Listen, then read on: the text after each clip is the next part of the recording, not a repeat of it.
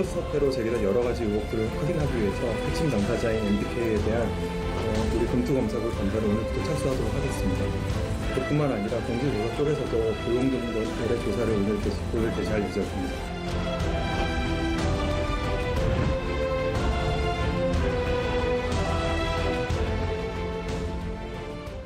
방금 보신 것처럼 홈플러스의 논란 계속 커지고 있고요. 어제는 큰 뉴스도 있었습니다. 바로 연금 개혁이죠. 이런 다양한 소식들 빠르고 친절하게 전달해 드리도록 하겠습니다. 스타트경제, 오늘은 주원 현대경제연구원 실장과 함께합니다. 실장님 어서 오십시오. 네, 어서 오십시오. 먼저 홈플러스부터 짚어보도록 하겠습니다. 4월 4일에 제출한 회생 절차 개시 명령 신청서 이거를 보니까 5월 부도를 예상했다 이렇게 밝혔더라고요. 이거는 어떤 이야기입니까? 지금은 현금이 이렇게 부족한 건 아닌데, 그러니까 홈플러스가 법원에 제출한 그 서류 안에 들어있는 내용인데, 3월 말에는 한 2,300억 원, 그리고 4월 말에 한 5,200, 5월 말쯤에는 한 7,400억 원 정도가 모자른다고 합니다. 즉, 법원이 회생 절차 개시를 승인을 안 해주면 부도를 내겠다는 협박이죠.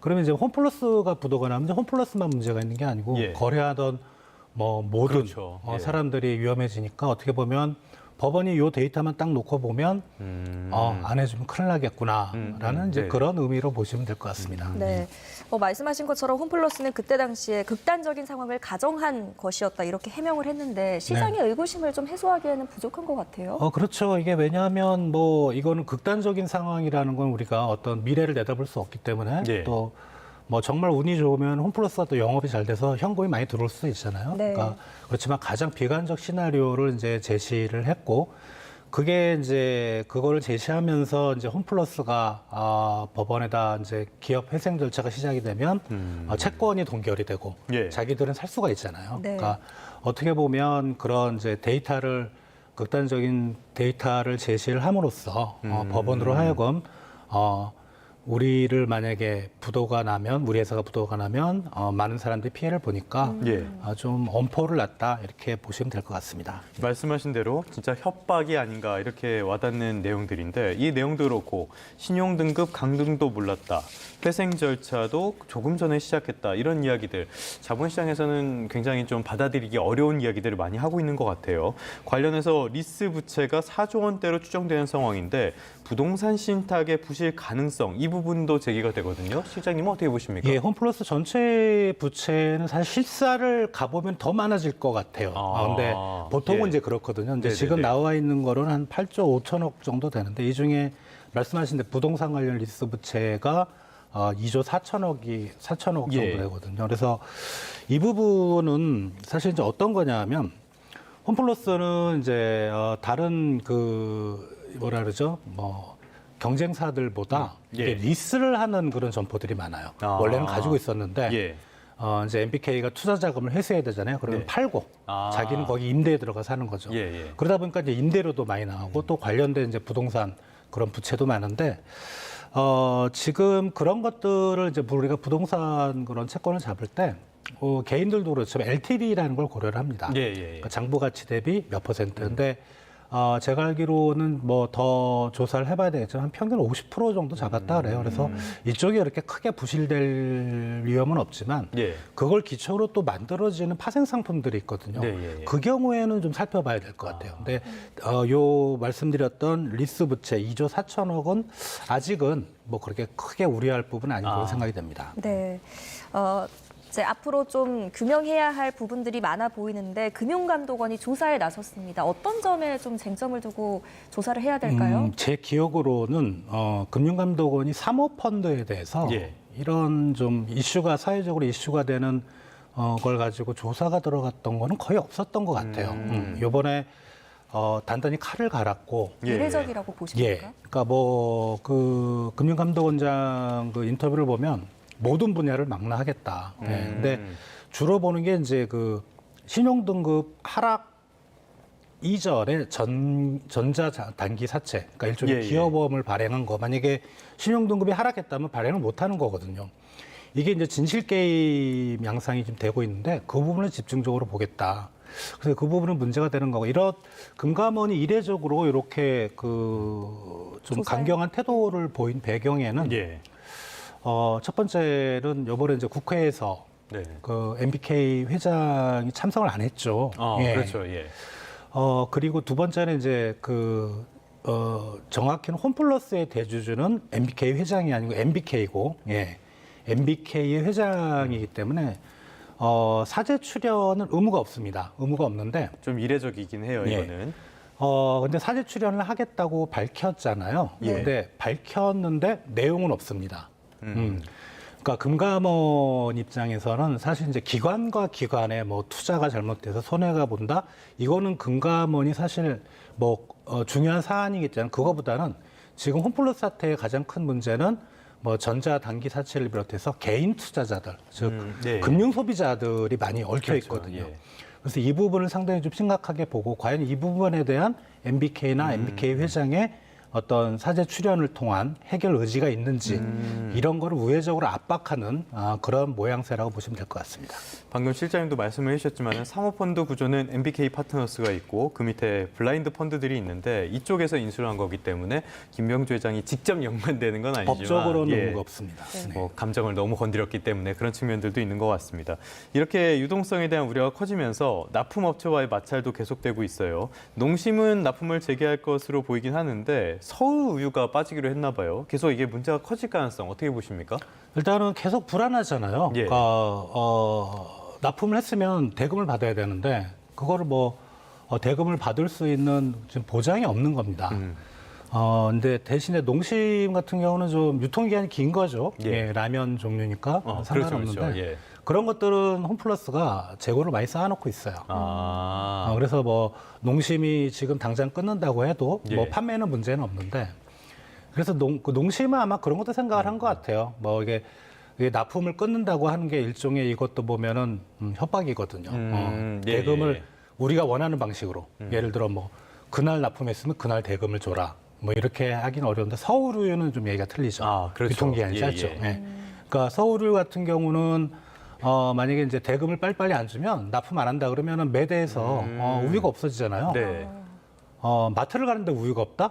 그건 좀 심각하잖아요. 데미지가 크니까 좀 두 회사의 강도가 좀 틀린 것 같아요. 그래서 농심은 약간 좀 유보적인 입장이고 서울우유는 홈플러스에 대해서 좀 강경한 입장인 것 같습니다. 네, 알겠습니다. 다음 이슈 넘어가 보겠습니다. 더 내고 더 받는 국민연금 모수개혁안이 이제 어제 국회 본회의를 진통 끝에 통과하게 됐습니다. 18년 만에 연금 개혁인데 어떻게 달라지는 겁니까? 쉽게 말하면 이제 우리가 월급을 받으면 직장 가입자 같은 경우는 거기서 국민연금을 떼잖아요. 뭐 다른 것도 많이 떼지만 그걸 우리가 보험료율이라고 합니다. 그렇죠. 자기 소득의 몇 프로를 낸다. 그게 좀 올라갔고 그게 이제 기존 9%였는데 이번에는 13%로 올라갔고요.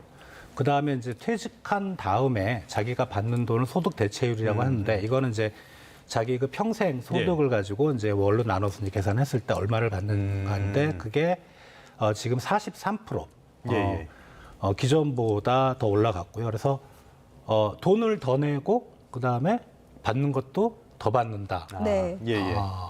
상당히 그럴듯해 보이기는 하는데요. 이게 내는 돈과 그 다음에 받는 돈을 계산을 해보면 내는 게 더 맞습니다. 넷으로는. 그러니까 그러면 차라리 그냥 더 낸다 그러면 되지 왜 더 내고 더 받는다는 표현을 쓰냐. 만약에 그냥 받는 것도 안 올리고 그냥 그 넷으로 한 3천 그러니까 자기가 내는 돈의 한 3천 정도를 더 내는 거거든요. 기존보다. 그냥 그렇게 만들면 되지 왜 내는 것도 더 내고 받는 것도 더 내고 그 조삼모사냐. 그냥 넷으로 3천으로 만약에 더 낸다고 이러면은 국민들이 가만히 있겠습니까? 그러니까 국민들의 좀 뭐랄까 불만을 좀 잠재우기 위해서 더 내고 더 받는다. 근데 따져보면 더 내는 겁니다. 네네네. 알겠습니다. 더 내고 더 받는 거지만 따지면 더 내는 거나 다름없다라고 말씀을 해주셨는데 연금 개혁을 오랫동안 보신 분들은 이 정도로 해결될 문제는 아니다 이런 말씀도 많이 하시는 것 같아요. 보험료율은 어찌됐건 1998년 이후 처음으로 그러니까 27년만 이렇게 오르게 됐습니다. 여야 합의로 성사가 되긴 했는데 다른 쟁점이었던 자동 조정 장치 이거는 결국에 무산이 됐어요. 자동 조정 장치가 뭡니까? 지금 이제 그 연금 개혁 얘기가 나온 게 벌써 지난 대통령 선거 때부터 나왔었잖아요. 벌써 꽤 됐죠. 그러니까 지금 여야 합의가 되기까지 얼마 만에 시간이 걸립니까? 그러니까 과거에 우리가 1차 개혁, 2차 개혁이 있었는데 그때도 상당한 진통이 있었거든요. 이런 이제 보험료율하고 그다음에 소득 대체율, 그러니까 내는 돈, 받는 돈을 가지고 연금의 수명을 연장하는 이제 그런 그 합의를 보기가 상당히 좀 어렵거든요. 그래서 이걸 아예 법적으로 만들어 놓자. 만약에 이제 어느 국가기관에서 조사하기를 뭐 연금에 문제가 생길 것 같다. 그럼 자동적으로 보험료율이나 소득대체율을 조정할 수 있도록 이제 그런 식으로 만들자는 게 이제 자동 조정 장치인데 많은 선진국들이 이걸 도입을 하고 있어요. 이게 만들어지면은 국민연금이 고갈될 그런 걱정은 안 해도 되거든요. 근데 우리나라는 좀 국민 정서상 아직은 또 워낙 우리나라가 출산율도 낮아지고 고령화율도 높아지잖아요. 그래서 이제 연금이 상당히 좀 미래 어느 시점에는 상당히 부실화될 우려가 있습니다. 그래서 그걸 막기 위해서 이렇게 한 10년에서 20년 정도에 한 번씩은 홍역을 거쳐야 되거든요. 그래서 그런 부분을 막고자 하는 게 자동 조정 장치입니다. 이렇게 싸우지 말고 그냥 자동으로 조정되게 하자. 알겠습니다. 네. 이제 아무래도 국민의 관심은 그러면 앞으로 이제 얼마나 더 내고 얼마나 더 받게 되느냐일 텐데 보시는 분들이 좀 체감할 수 있도록 예를 들어주신다면요?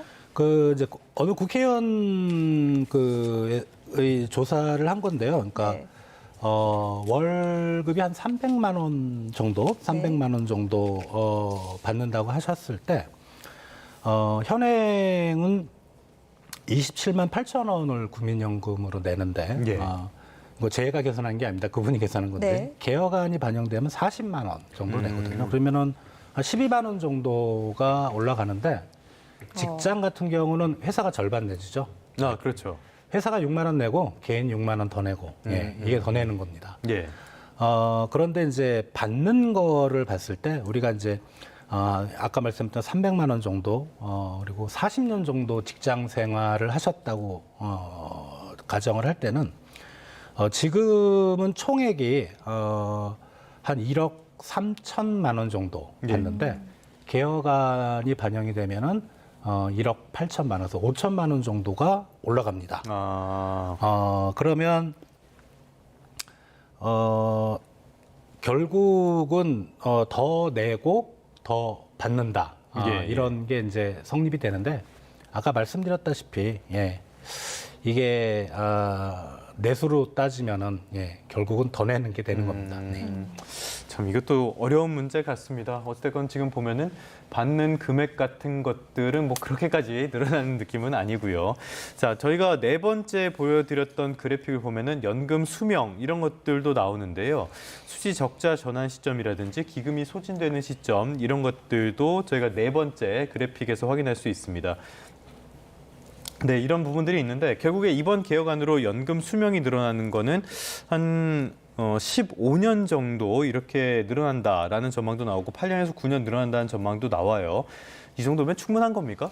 아니죠. 시한부 인생인데 거기다 호흡기 꽂아서 이제 뭐 10년, 많아야 10년 정도 더 늘어나는 건데 아마 앞으로 한 10년 정도 지나면 한 번 더 해야 될 겁니다. 보험료율을 높이고 소득대체율을 낮추고.